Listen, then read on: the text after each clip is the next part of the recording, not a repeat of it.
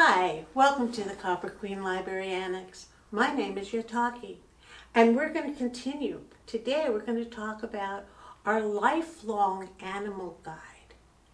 And that was something that I was surprised to find out who mine was. Again, I have my book, I have the pictures, I've logged into some words that keep me on the journey, and a way to record. But some of our lifelong guides can be mythical. Ever since I was little, I always loved unicorns. And I noticed I have a unicorn charm on my telephone. I have unicorn keychains. But you can have mythical animals. You can have regular animals. And the one that surprised me was the elephant. I was coming back from Ireland and I met a woman from Tibet, and I had told her a story about an elephant that I had bought in Ireland and lost and found again. And I was truly heartbroken when I lost this elephant. And out of the blue, she said, "Oh, I think the elephant is your power animal." And I just kind of laughed because I never thought about that. But then I went home and I have an elephant teapot. And I have a teak elephant that sits on a shelf. And I have a little tiny elephant that I bought when I was very little. So all through my life, and obviously the box with the elephant, I've had elephants in my life. And I thought,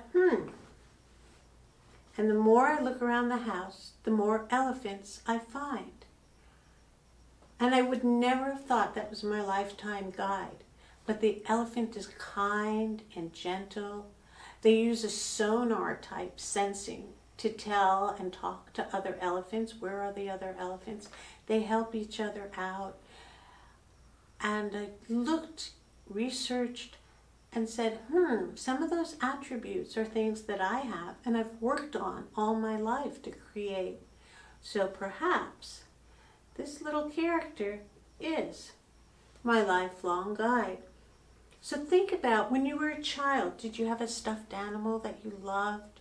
Was there something that you would always go to bed to and you'd tell all your secrets?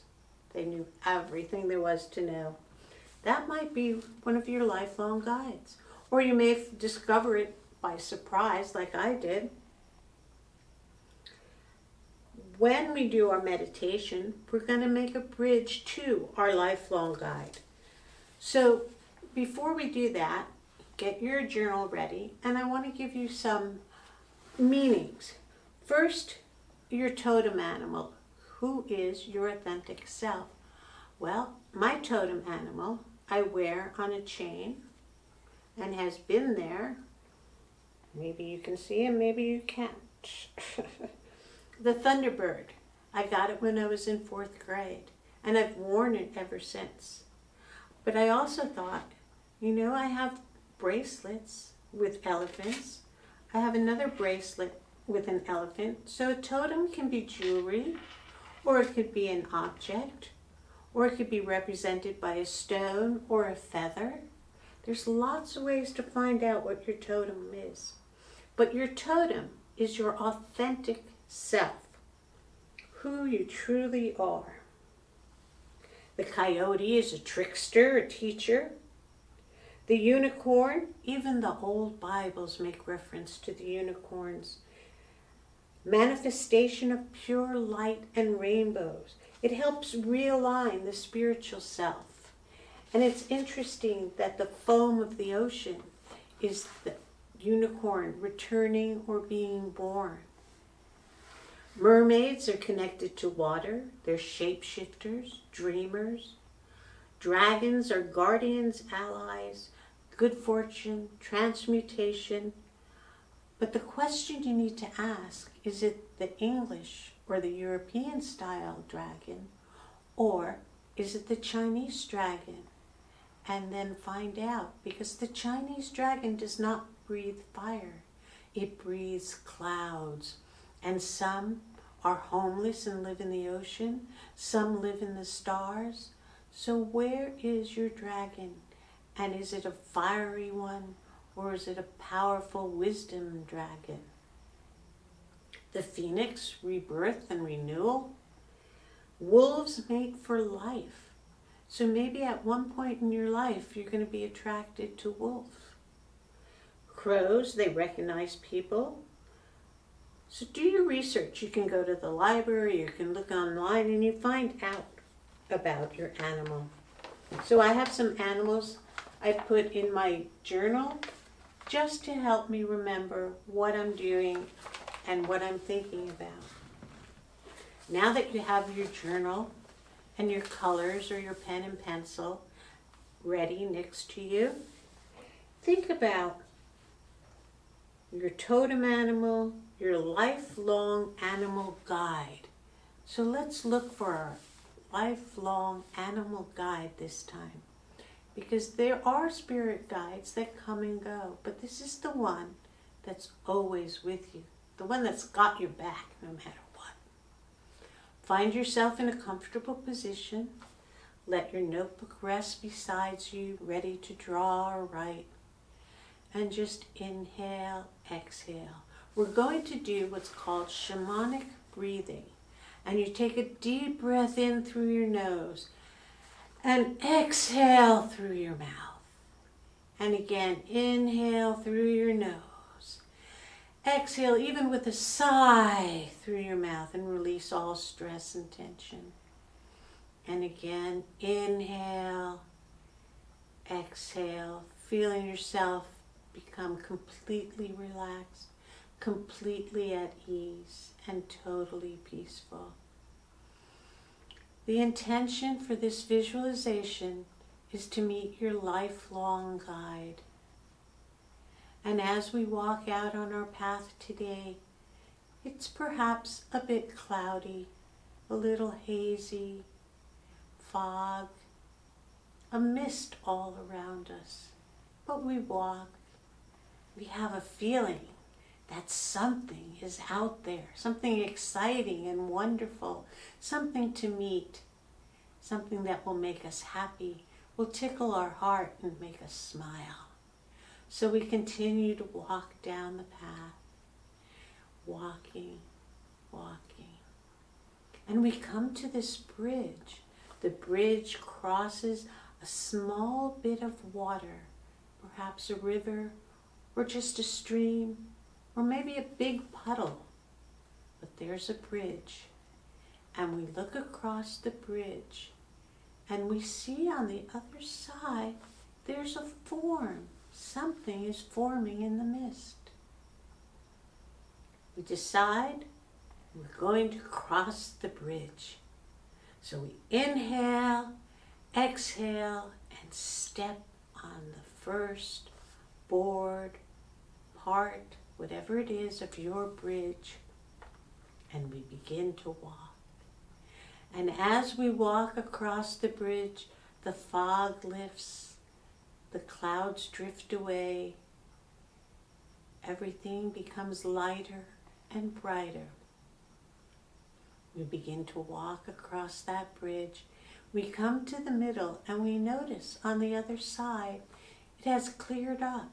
Perhaps we see some foliage, some flowers or trees, a jungle, whatever it is, maybe even stars. But in the middle of it, there's a figure. And that figure is illuminated in a beautiful blue light. And we begin to walk closer and closer. And as we cross the second half of that bridge, the blue light is very bright and welcoming. And we begin to feel open-hearted and smile because we know what is there for us and us alone. And we walk across to the other side and we are greeted by our lifelong guide. And together we walk, perhaps playing or jumping or holding hands or just walking side by side, simply sitting, whatever. It's your guide, your lifelong guide. And together you begin to speak. Again, ask your guide what it likes to be called. When is a good time to contact? How to let it know that you're in pain or trouble and you need its help. Or how to be open to what it has to say. Because communication is two ways. Communication is not always being the one to speak, but also being the one to listen. And now we listen. Listen to that guide. Is there music? Are there colors? What is around us? What are we seeing today? It's a wonderful journey across that bridge to our guide. And now we begin to appreciate our lifelong guide and say thank you for being with me all my life and for helping me out and for continuing to stay with me. And as we turn, the guide gives us a very special gift. We take that gift with us and we begin to cross the bridge, knowing we can return and meet again anytime, anywhere. Holding our precious gift, we walk across the bridge, back, back into this time, across the bridge, onto the path, and back into the room that we first entered when we decided to watch the video. And again, our guide has given us a gift. So hold that gift, and perhaps tonight when you dream, or after as you begin to write and draw, you'll find out what's in the gift. Gently open your eyes and find yourself back. Okay, our next video, we're going to meet our shadow animal. So perhaps you want to put on something comfy or have a blanket, something that makes you feel safe and secure, because shadow animals bring up the fear, the hidden, the dark part. But don't be afraid, because our shadow is here to teach us. So thank you for journeying with me and coming to the Copper Queen Library Annex. Again, my name is Yotaki, and we'll see you soon. Bye!